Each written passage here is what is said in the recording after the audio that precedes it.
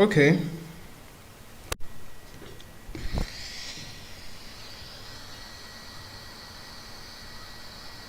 All right.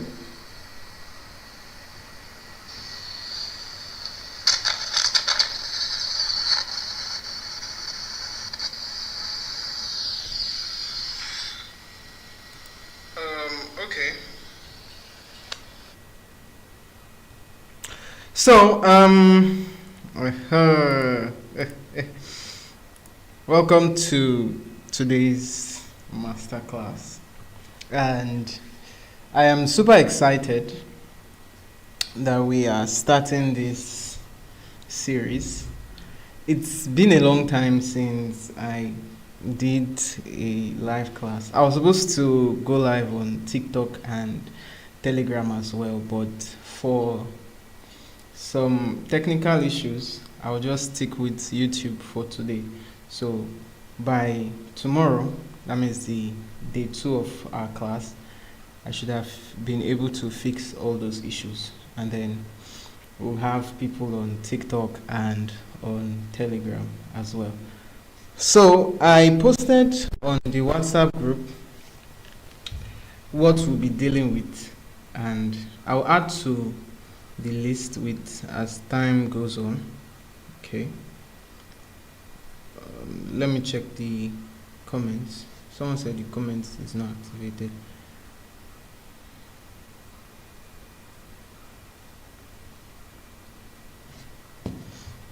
Let me quickly check that.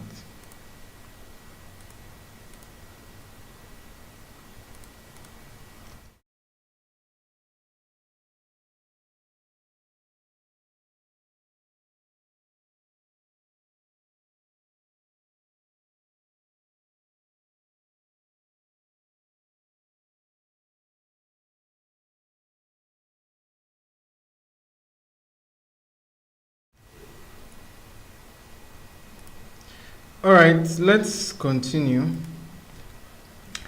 I don't know. I'm very excited. Very excited. Let me take a look at what we'll be dealing with. So it's important that you understand design thinking. Like I said in our group chat, if you're not on the group chat, you can join in. You will see the links in the description. It's important that you understand design thinking because there are lots of design softwares and design websites and design platforms.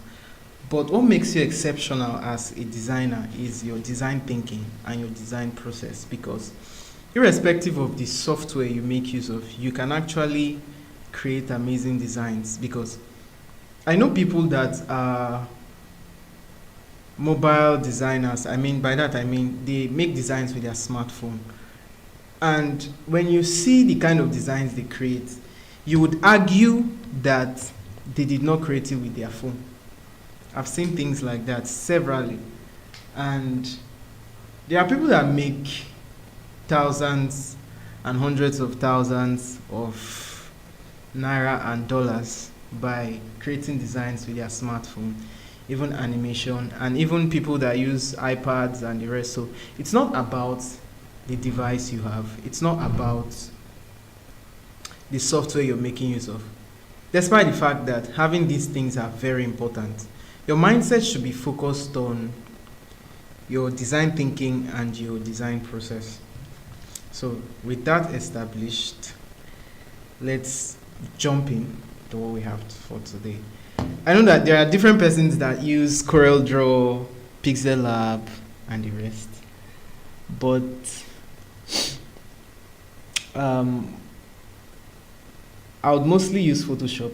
But if there's anything I need to explain that would require using CorelDRAW and Pixel Lab, I would create a short video for that and post on the group, but that will not be part of the live. The live will be mostly Photoshop, Premiere Pro, Illustrator, and After Effects. Strictly Adobe softwares, because that's what I use most of the time. Now, let me show you a simple trick, especially for those that create designs for banners and flyers. If you are creating designs for things that require a definite aspect ratio, you might need to take advantage of this trick. Let's say you're to create a design for a 2x3 banner. Let's go to new file. Let's say you're to create a design for a 2x3 banner. Now it's 2 feet by 3 feet. Now what is the conversion for feet? It's inches. And when you check your unit of measurements here, you can see different units of measurements. We have pixels, inches, centimeters, millimeters, points, and picas. I mostly use pixels and inches. So if you are going to create a design for a 2x3 banner, the best thing I think you can do is to make the conversion. 1 feet is equal to 12 inches. 1 feet is equal to 12 inches. So let's change our unit of measurement to inches. And if I put the width as 2 times, now let's do the multiplication I said we were going to do. Now, since one feet is 12 inches, we have 12 inches as the width. So now that means it's 1 feet. So now let's do a simple multiplication. If you add asterisk to this, so 12 asterisk 2, and you click somewhere else, it gives you 24. So Photoshop automatically does the multiplication. Let's do that again. I add 12 inches. Asterisk is the symbol for multiplication. So once I do asterisk, you can put any figure. Let's say I want 5 feet, and I put 12 times 5. It gives me 60. So it saves you the stress of calculating too much. So once you just know that 1 feet is 12 inches, you just put 12. No matter the size of the banner you're to design, once you put 12, even if it's 10 feet, you put 10, you just click a blank space. It gives you the final figure. Same with the height, it works the same way also. You can put 12, then you add asterisk. If you're using the QWERTY keyboard, you'll see it as number 8. So you can add, let's say I want 5 feet for the height, and you just click the blank space somewhere else. It gives you the final calculation. That's for multiplication. If we want to do division, let's say when I created the document, the client came back and said, oh, it's no longer 10 by 5. It's now 5 by 2.5. What I need to do is to just divide these units. So if you add your forward slash to this and you add divided by 2, you can get 60. So 60 inches is 5 feet. So this is a simple multiplication and addition. So it also works for addition and subtraction, but those ones are simple. You know your plus and minus sign on your keyboard. So once you add plus to this, you can add any amount of number you want. You can just add 20 to this and it does the mathematics for you. It's something you can take advantage of. So I think that's very simple. I like using that a lot. So if you are creating designs for banners or things that require a specific measurement, you can take advantage of this. But there's something that also works, which I do. I don't know how it works, but I have tried it several times. Let's say I want to create a 2x3 banner. If I just put 2 and put 3, it works. I mean, I'm not talking about the measurement being accurate. Now I'm talking about when they want to print it. I don't know how it's just accurate, but it's something I've done several times. But for the purpose of being professional, I like using the exact measurements. Then, the next thing we are going to look at is creating backgrounds. When I was starting out in my design career, one of the challenges I usually encountered was backgrounds. I had issues looking for backgrounds because having the right backgrounds to use might be very, very challenging. Sometimes you go to some websites to download backgrounds and all of that. And most times you might download a lot of backgrounds and none of them would fit what you are trying to create.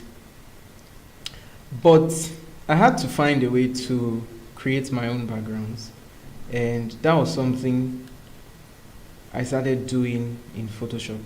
It's a very simple thing anybody can do.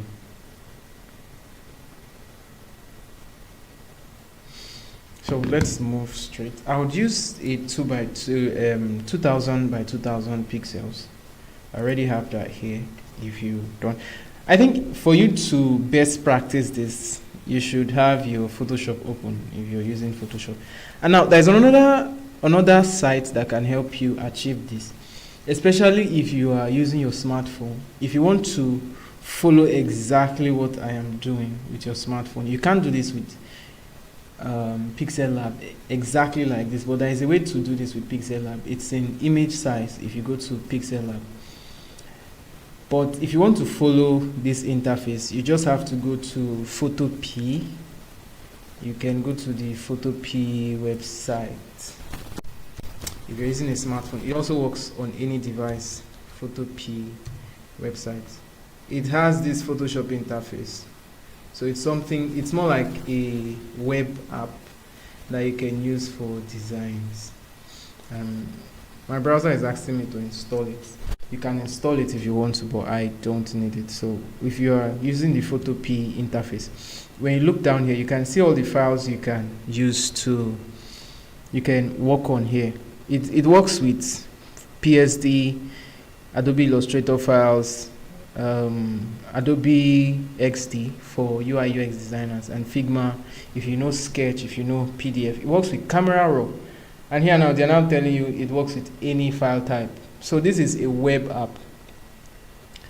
Then if you come to new project, you can now see it has some templates by the side. Now you can now see the width and the height and the pixels and every other thing. So if you want to follow exactly what I am doing and you are making use of your smartphone, you can just go here and ensure to set the browser to desktop view. If you're using Chrome, set it to desktop view so that it gives you this desktop look, and so that you can do exactly what you want. So it has some dimensions already here. If you see Facebook page cover, Facebook event image, Facebook group header, Instagram, and the rest of them. So these are some templates that they created. I mean, it's very, very interesting how the creators of this platform did it. When the time comes, I'm actually going to donate to the work they've done, because it's very amazing how one web app can open Photoshop files, Illustrator files, Figma, and the rest of them. It's very interesting. Let me show you something. let me use this Instagram template. It looks exactly like Photoshop. Look at the layers. This is the layers panel. Everything you can find in Photoshop, you find it here. This is file, edit, and the rest.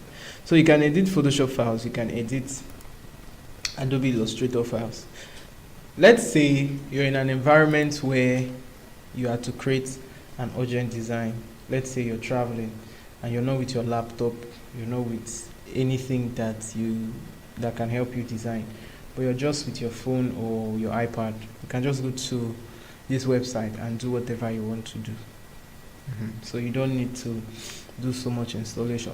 And let's say you're using a low-end PC. By low-end PC, I mean PCs that do not have a very high computing power. The RAM is low, the processor speed is low. Instead of trying to overwhelm or destroy the system with installing these heavy softwares, you can just make use of this website. Although it works with internet connection, but the good part is you just need the internet to load up the platform and to export your file. So if you're trying to save your data, you can just load it up and then you can just load it up and then turn off your data and do whatever design you want to do. And then when it's time to export, you can turn on your data again. So it's very flexible and friendly. But for people like us, let's stick to what we are used to. That is not to ridicule anyone, by the way. So now I'll show you how to create very interesting backgrounds.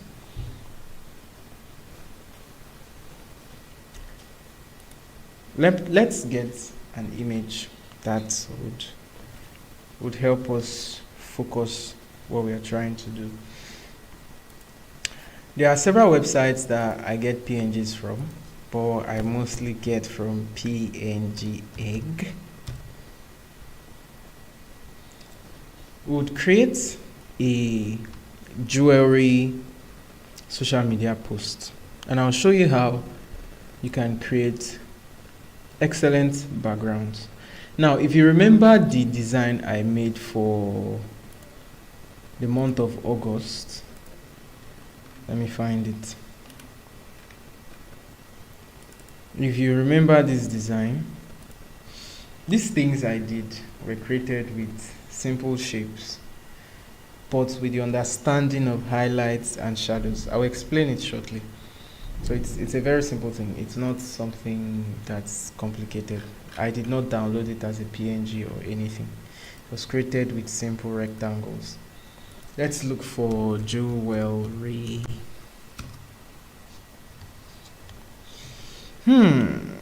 I think I like this one. Let me get this one. And this one.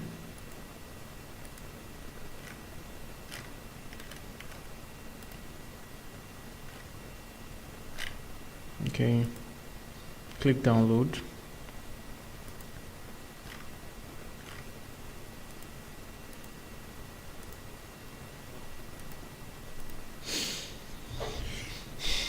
I don't know why it's taking quite a lot of time though.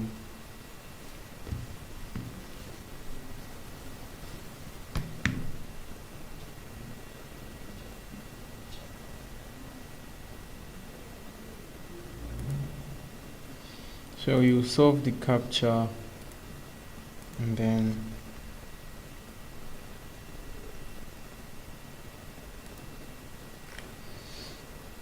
okay, it's downloading.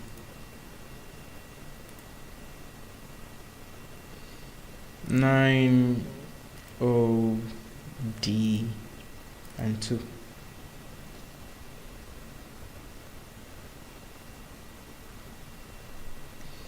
So with these downloaded, let me import this one to Photoshop.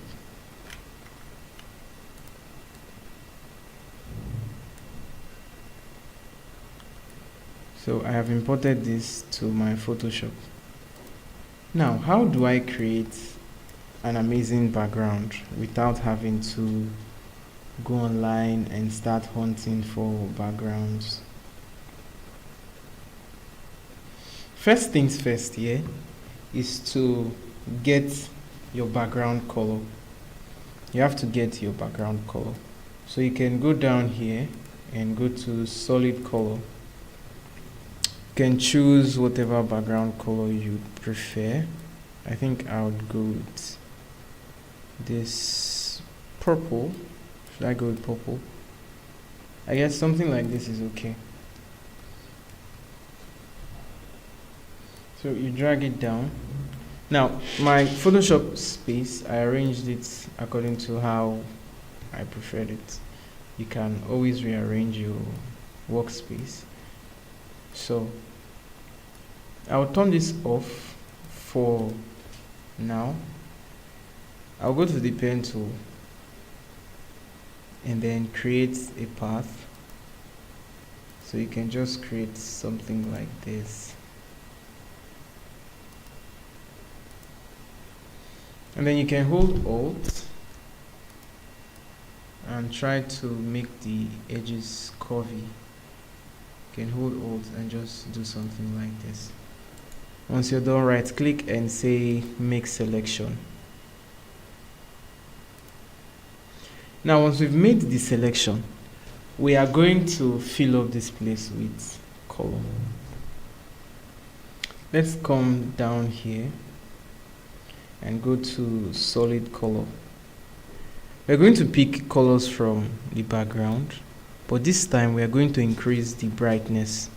When you look at this slider here, you see HSB, RGB, and the other letters. They all represent something. HSB stands for HSB stands for hue, saturation, and brightness. So we can just increase the brightness to, the brightness is currently at 48. We can take the brightness up to 60. And 60 is not very visible. Let's take the brightness up to 70 or 80. I think 80 is okay. Now, the next thing we are going to do is we'll recreate this but with a slightly darker color.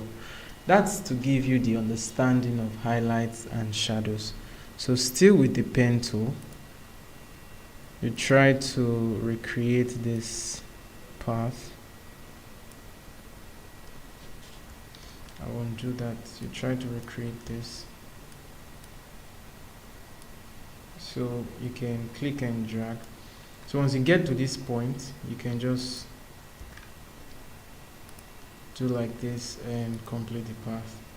And then right click inside and say make selection and click OK. Now the same way, you come down here and go to solid color and you can pick any color from here. So now we picked the same color we used the last time and it's not giving us any special effect. But you would see the difference if you change the brightness. So let's go to B and reduce the brightness to 60. Now let's take it down to 20. 20 is too low. Let's use 40. No, 30. Let's use 30. So now when you look at this now, it's already giving you an impression that this is looking like something. What we can do now is, I think we should cut a part of this place. Let's cut a part of this place. So we'll come to this layer, click on the mask, and then make a selection depending on where you want to cut out. Then you can right click and say make selection. You can go to your brush tool. Once you've selected your brush tool, with the mask selected, hold on. So with the mask selected, when you look at your foreground color, ensure that it is black. Black is to erase and white is to reveal. So I'll just use black. Ensure that it's the mask you are painting on, and then just erase the part I don't want. And then you can just press Ctrl D on your keyboard to deselect. So we just drawing a simple path. You can see that we are creating something amazing. Now let's do something. Let's select our brush tool again.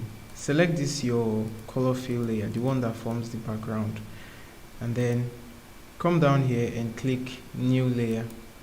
So it creates a new layer. With your brush tool selected, click the foreground color and you can select this color. Let's take the brightness up to 100, and then no, not 10%. Let's take it to 100%. Right click and ensure that your brush is a soft brush. Reduce the hardness to 0. Then use your bracket keys to increase the brush size. And then you can just click once.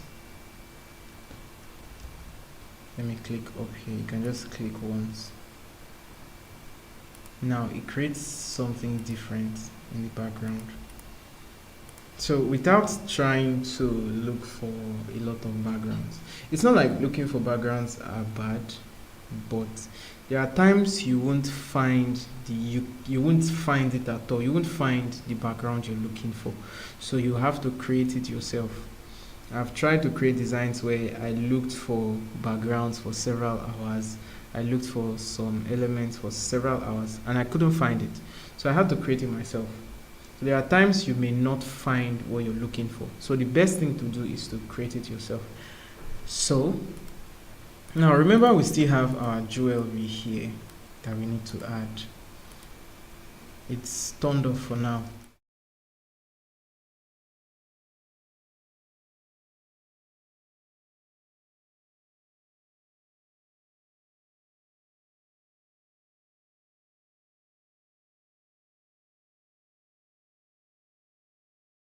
If you want to, you can use the Ctrl plus and Ctrl minus, or if you're using an external mouse, you use your mouse wheel to do the zooming in.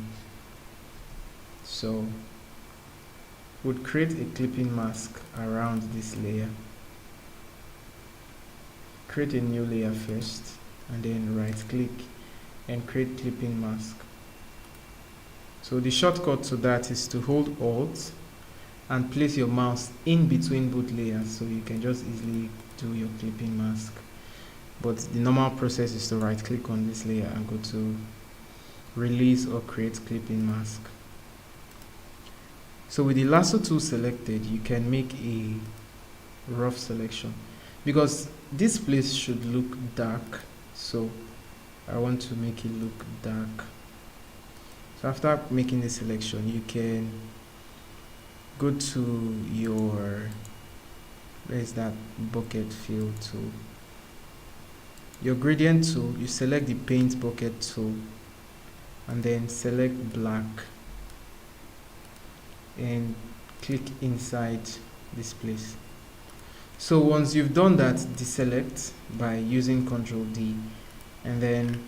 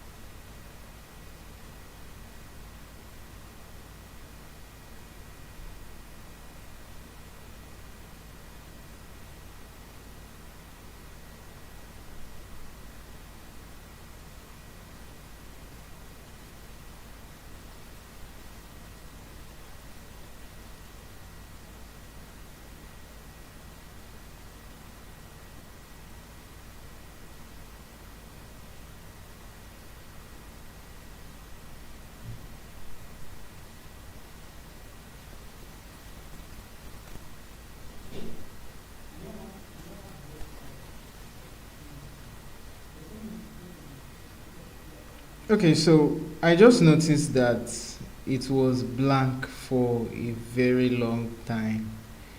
Wow, I'm very sorry about that. It was a little glitch. Ah, so I don't know. I think I might have to re-explain everything I just did.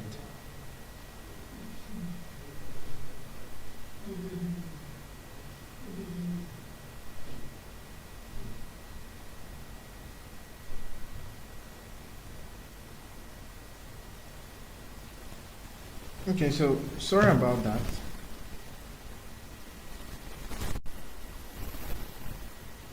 I'll quickly check it.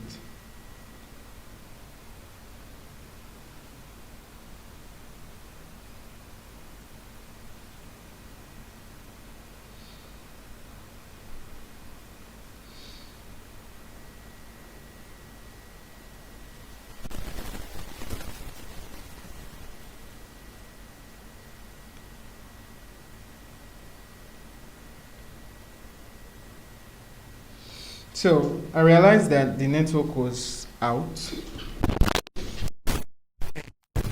My what I was streaming was blank for quite some time. But I don't know if you get what I was trying to explain. I was trying to explain that you can create shadows and highlights on something and it would make it look dynamic. So when you look at this, it looks this is just something we created in Photoshop. We did not download it. It's not a PNG. So I would show a quick example again because I just realized that my screen was blank. I mean on the live it was not really showing. So let me turn this off and I would make a quick explanation that would help you understand what I have done already. So you come back here, right click, and then create clipping mask, and then you can use your polygonal lasso tool to create a selection around where you want to add the shadow. So once you're done with that, you select the paint bucket tool and not white. I want to use black, so you change it to black, and then once you're done with that, you do Ctrl D to deselect. You go to filter and you go to Gaussian blur, and then you can reduce the opacity if you want to, depending on what you want it to look like. So I'll delete that because I had already done those things here. And then you can turn on the jewelries and then place them here.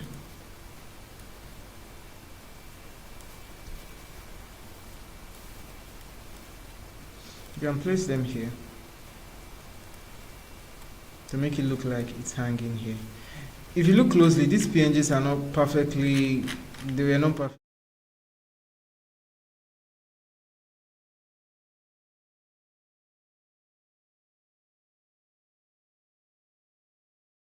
That are excellent PNGs that. So you can add a drop shadow to this. So you go to your effects and go to drop shadow. So you can add a simple drop shadow to this. You can make the drop shadow a bit sharper. You can add this. And once you're done with that, you click OK. Now you can go to image and go to adjustments and go to curves adjustments to adjust the curves of the jewelry a little bit because it's looking, excuse me, it's looking way too bright. So you can reduce it a little from curves. Once you're done with that, you can see that we did everything inside Photoshop without having to download too much elements. The only element we downloaded here was this earring. And if you're using Illustrator, I think Illustrator, you can create several, let me say several characters or several elements in Illustrator. There is a whole lot you can do with Illustrator. Some people use Illustrator to create comics and the rest, so it's something that you can take advantage of. So practice learning how to create some stuff by yourself. It will help you a lot, especially in times where you can't get resources for a particular idea in your mind. So I was supposed to add a simple highlight here, so I'll select my brush tool. I already created the new layer, so it's clipped to this layer already. So I would make my foreground color white and ensure that I increase the brush. So just paint over there a little. Ensure that it's a soft brush. You can reduce the opacity to about 55 or 37. No, let's go with 42. I feel 42 is still too much. Let's go with 21. So it's just something, a simple highlight. So you can see that we created something as simple as this inside Photoshop. 1 second.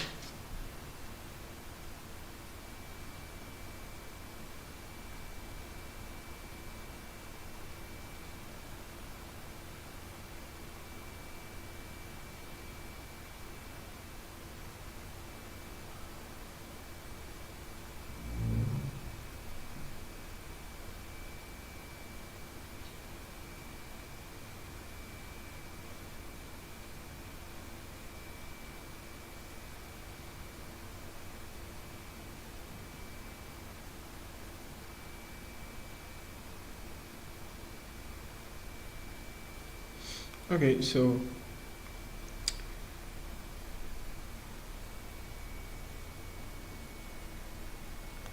let's continue. Now once you're done with that, you can add a little color grading.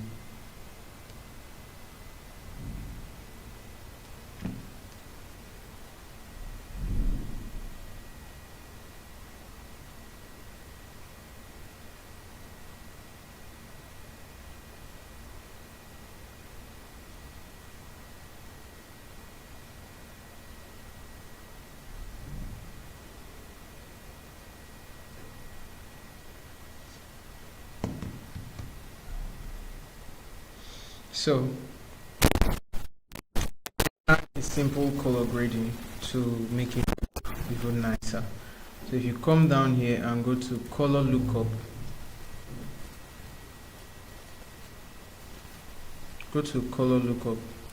come down here, click it, go to color lookup, added one, so let me activate it, color lookup, and you go to properties and you can choose any look you want to give it. You can add other color grading presets if you prefer any of those. Ooh, I think I like this late sunset. I like this look, so I'm going to use this, but it's too saturated, so you can reduce the opacity to about 50%. So let's take it to 50%. Yeah, I like the look it gave to the earring. It just makes it look.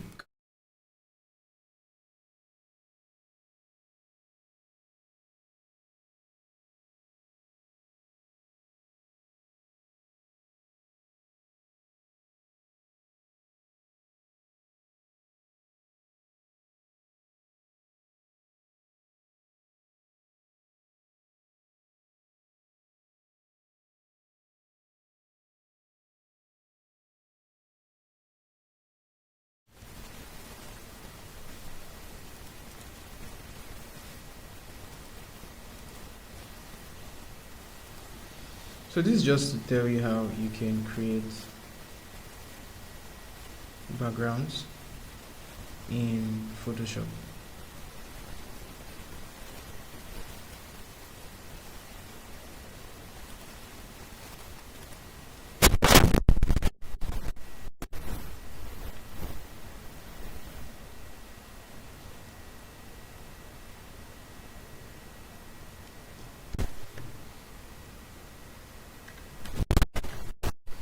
Now I'll group this, select all the layers.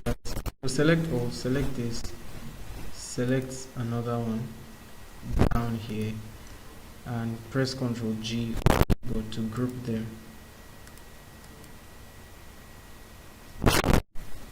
So once you're done grouping them, you can start something. We've done backgrounds with highlights and shadows and shapes. So why don't we use the mixer brush tool to create something? I want to show you something amazing you can create with the mixer brush tool.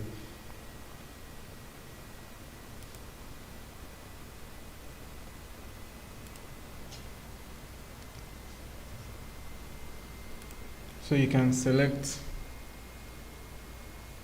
the solid color. You can choose any solid color you want. Let me go with red. Should I go with red? Let me go with dark red.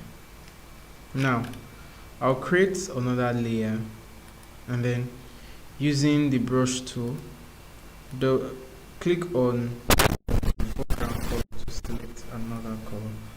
So let me use yellow. I'll use this yellow.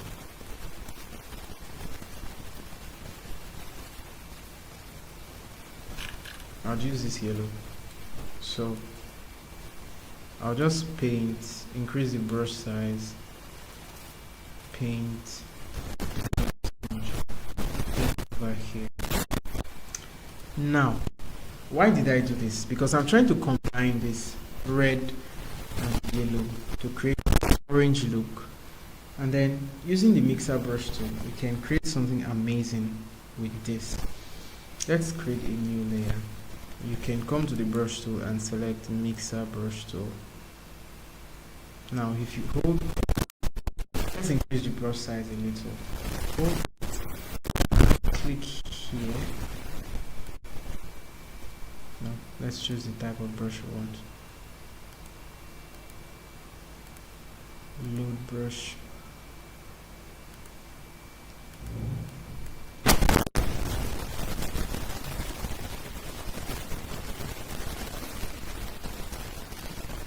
Let's go to our brush settings. So click here to open the brush settings.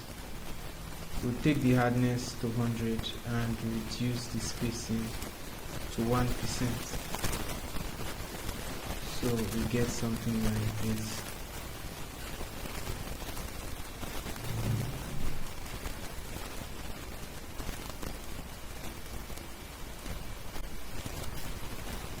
Ensure that it's sampling all layers, because I think that was the issue I was just having.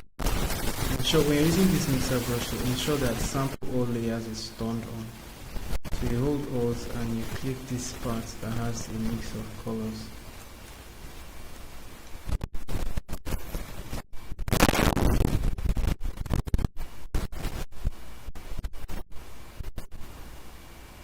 Just hold on.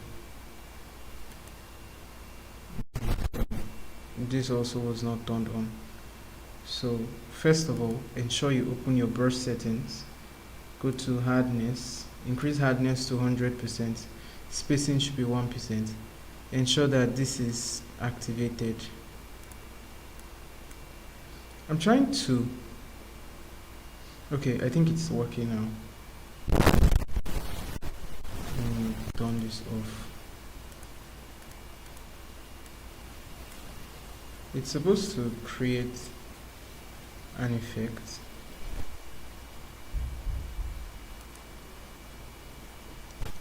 It's creating only on red.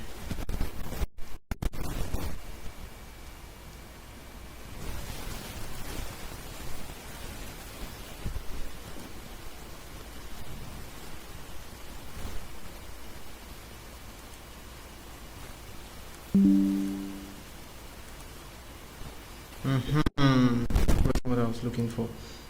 Ensure you're using a moist brush, and then when you try painting, you see the kind of effect it is creating.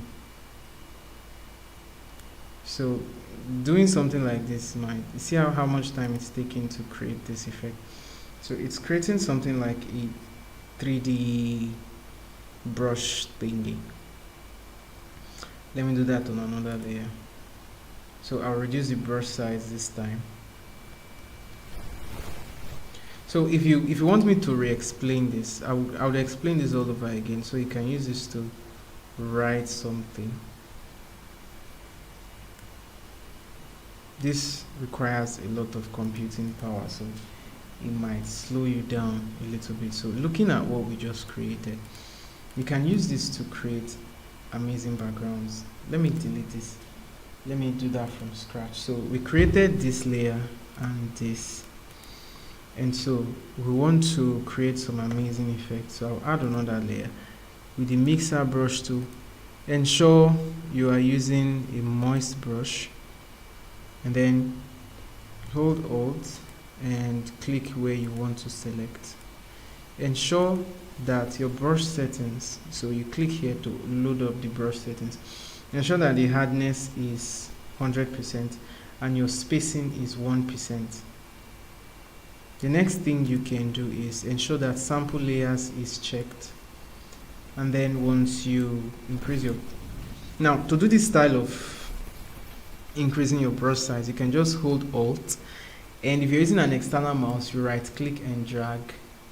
Left and right is to increase the diameter, up and down is to increase the hardness. So ensure your hardness is at 0. Aside that, you can use your bracket keys to reduce the size. Take note of these shortcuts. If you want me to explain these shortcuts again, kindly let me know in the comment section. So you can reduce your brush size, and on this new layer you can draw whatever you want to draw.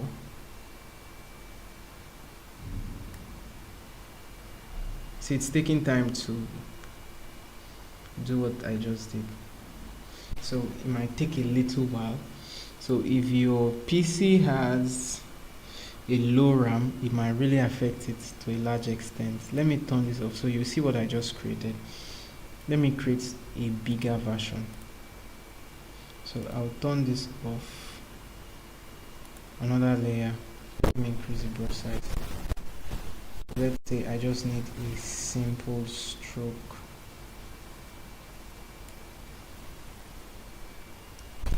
Let's do that again.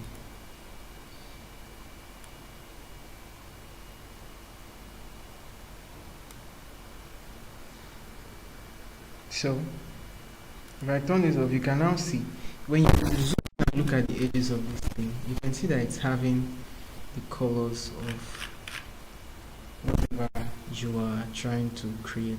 So you can adjust the settings depending on how you want it to look like, but I think I prefer this. So you can just,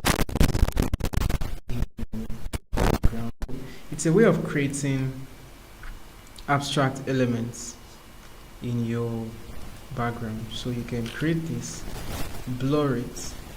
Let me duplicate it first. This is another one we created.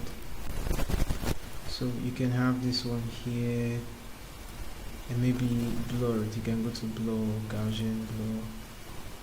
This is too much. You can blur it to create a kind of effect.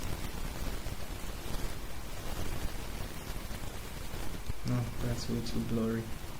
Filter, blur, Gaussian blur, and reduce that to like 12 or 18. Let me apply the same effect on this other one. So if I add, let me add something like a text here. Let me add mix. Let's just use that. Let's use the 6 caps font. I love long fonts a lot. I love long fonts. So I'll change this to white. So if I scale this up and place it behind this one, see the effect this has created. It now acts like a foreground for what I was trying to create. So it makes it look dynamic. You can always adjust this. Same with this one. Let's say I want to use just this one. I can bring it up here and then bring this one. So these are several ways you can create some amazing styles for your background. So you don't have to always depend on getting backgrounds online, which is not bad, but there are times where you might just have to create these things yourself. So I'll close this.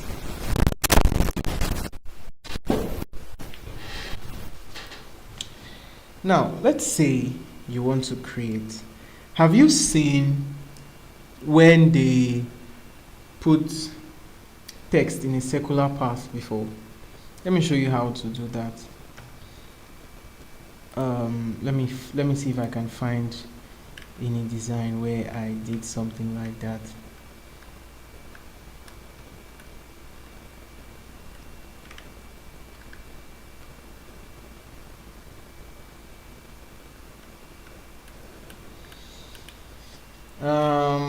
I don't think I can find any right now. So let me just, okay, let me see if you can see this clearly. So if I zoom in, you can see that they did this today plus one in a circle. Let me show you how to do this. So why am I showing you all these things?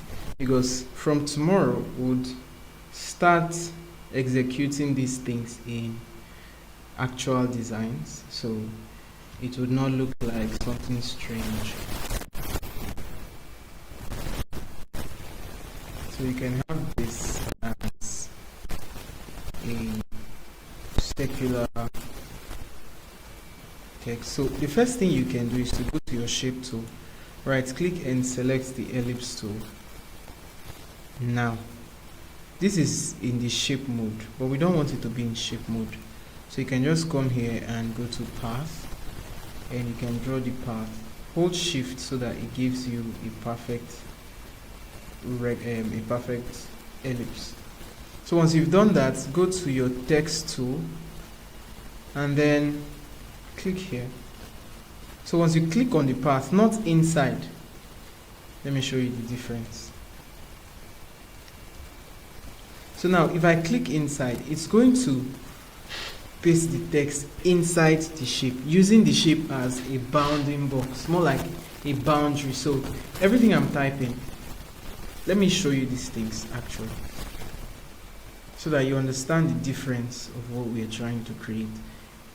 If I say, let me use a sans serif like chill out, and then I'll reduce the font size so that it looks very interesting. Let me use a font size of 8 or 9.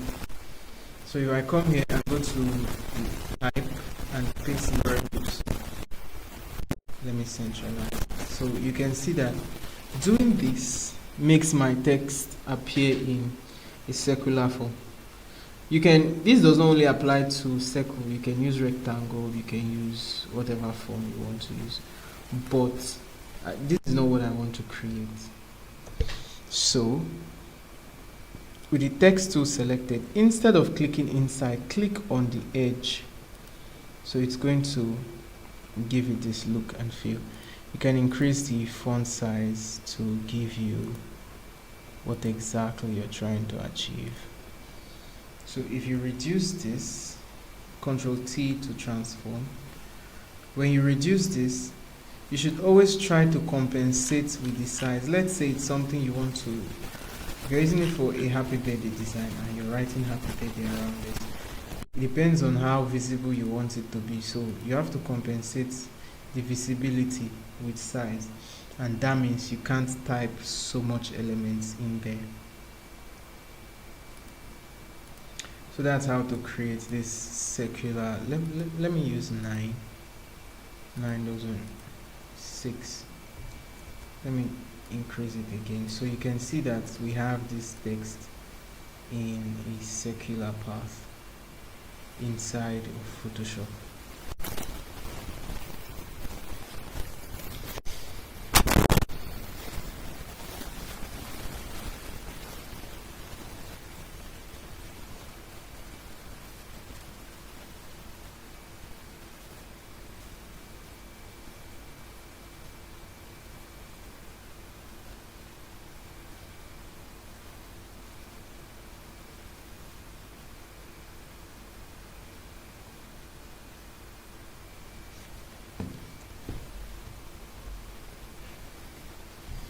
All right, so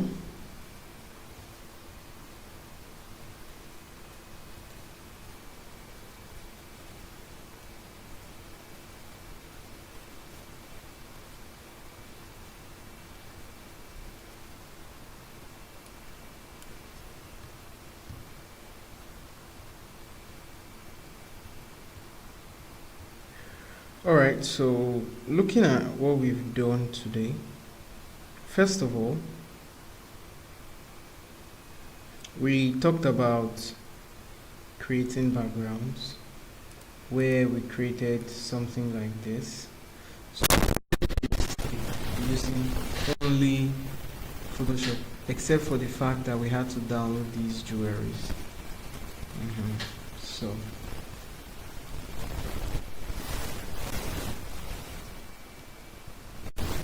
we had to use these jewelries. So we created all of this inside of Photoshop. So tomorrow, by the same time, we would run an actual design, and then you would see how all these things are implemented, see how all these things are executed. So would be having the classes for 3 hours, no, I think 3 hours, 2 hours, 2 hours each day, and then you might have an extra 30 minutes for like questions and answers.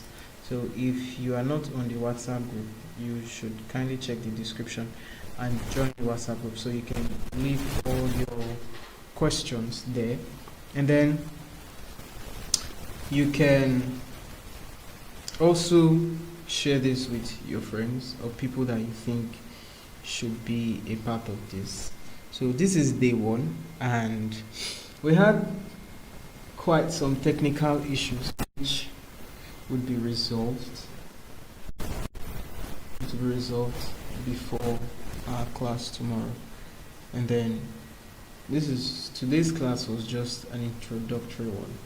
So this is a master class, and we are not really going to go into the basics of graphic design.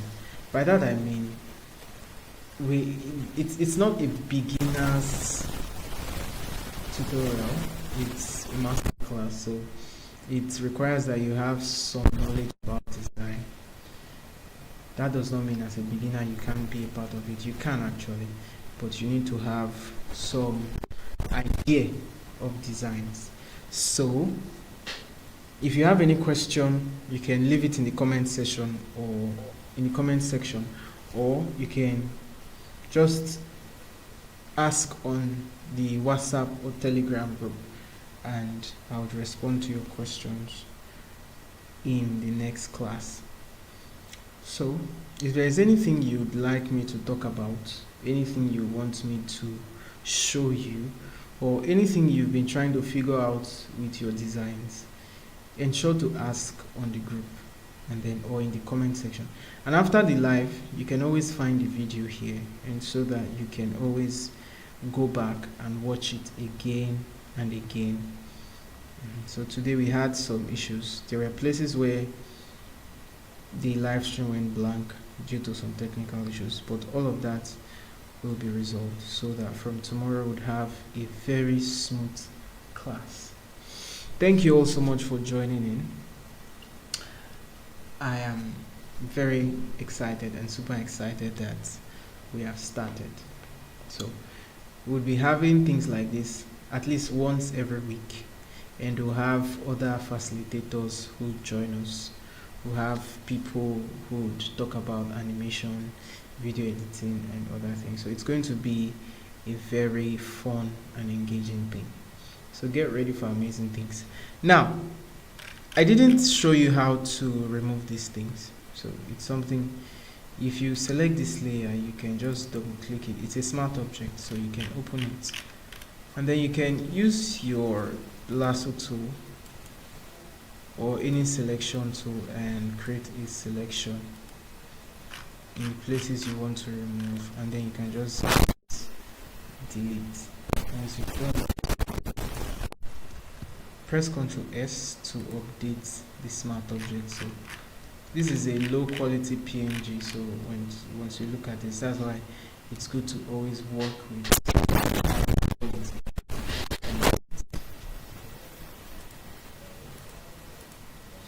Alright, thank you so much for watching. Have a wonderful evening if you are in West Africa, and have a wonderful day. Thank you, and God bless you.